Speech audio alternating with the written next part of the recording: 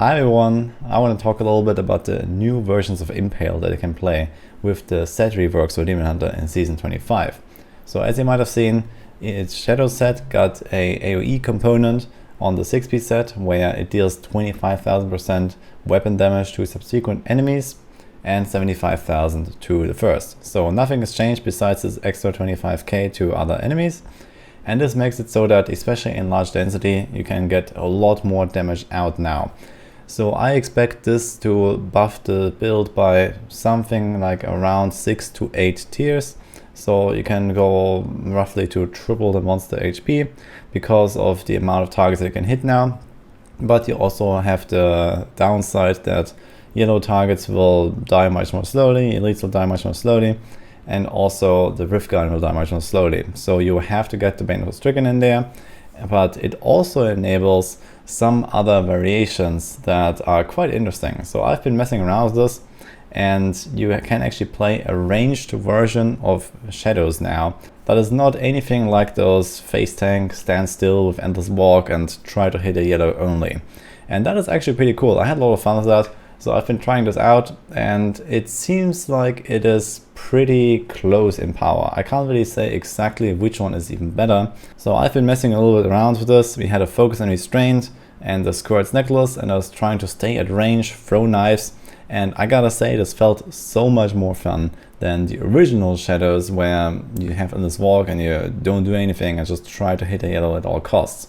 Here you can actually like move around the battlefield a bit, you can try to use the orbital rings better. Your positioning matters a lot more for the AoE part at least. So it's not like, okay, stand still on the yellow elite and try to kill it, but you can actually try to like hit as many targets as possible. And even if you can't hit your primary targets with the first attack, you still deal 1/3 of that damage to all other targets. So lining up a bunch of monsters to really make use of this subsequent hits effect is really nice. And you can definitely notice a difference. You can see the health bars of everything dropping when I am fighting the pull. Not just from the air damage procs, I actually had extremely little air damage because it didn't really optimize my setup here. I just had fairly okay ancient gear with a few augments, and I was like blasting through this GR 140 here. Obviously this is also heavily powered by the new soul shards, which give almost every build something like a 10 to 20 tier buff. In this case probably somewhere like around 15 or so. I tried to stick in some extra cooldowns to make use of the Terra Shard more. So we had bladed armor, for example, no shadow power. And also you have so much extra cooldown from the weapon gem with the Essence of Anguish that you don't actually need Dawn in the build. So you can try to stick in a bit more cooldown from Go-Go or Swiftness and maybe a few cooldown rolls. And you can get to pretty much perma uptime of Vengeance. You don't really have to get that, and then you can actually cube another weapon. In my case, I've been playing around with the Fortress Ballista for protecting the Squirt's necklace. That was actually quite useful. Or the Echoing Fury as well. So especially on lower tiers, when you're just blasting through those trash monsters, you can easily get up to 5 Echoing Fury stacks and have like 4 attacks per second or something. So it's actually pretty nasty how fast you can throw those knives.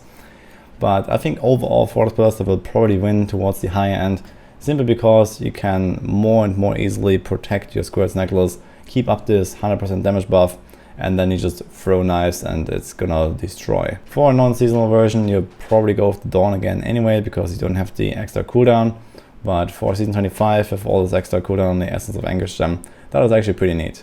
The weapon shard that I used had a secondary effect of the 50% poison damage, but I'm not sure if this is actually the best choice. The problem is we can't really test the Explodey gem, because it is bugged and it double dips on global multipliers. So when you kill anything with the 6000% Shadows 2-piece bonus, the entire screen just explodes. So we have to wait until that is fixed to actually get a bit better picture here.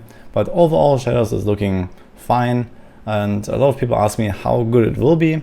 It's hard to say with like how bugged some of these soul shards are. I believe that with a fix and then using the Explodey gem, it will probably be a bit better than what I just did here, and it will like comfortably land somewhere as like the top 3 Demon Hunter build or so.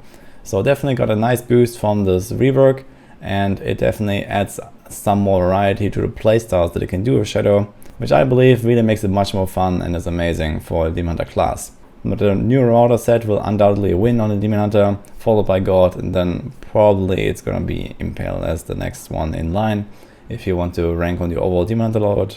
but it doesn't really matter much because they all have their own separate set leaderboards. So this is just my impressions from the Impale rework so far. Overall, it's in decent shape. No, it's not going to be an RGK at all, because this rework did nothing for that purpose.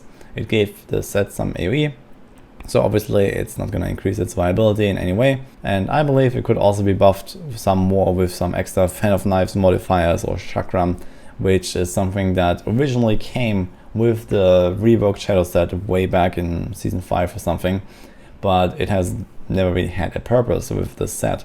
So I think now that Shadows is actually being looked at, this would be the time to include something like this, make it more variety and make it more viable playstyles. It would be nice to have some kind of like melee Impale-only build and some ranged Impale-only build, and also some kind of combo with one or two other skills that maybe all performs on a similar level, and you can decide to choose this or that variant in the end. Overall, I gotta say, the set change is definitely welcome. The extra AoE helps a lot to make the build more fluid, more fun to play in my opinion, and it doesn't take away too much from this elite hunting single target ability that the set is supposed to have. So, hope you enjoyed my overview here, and see you guys next time.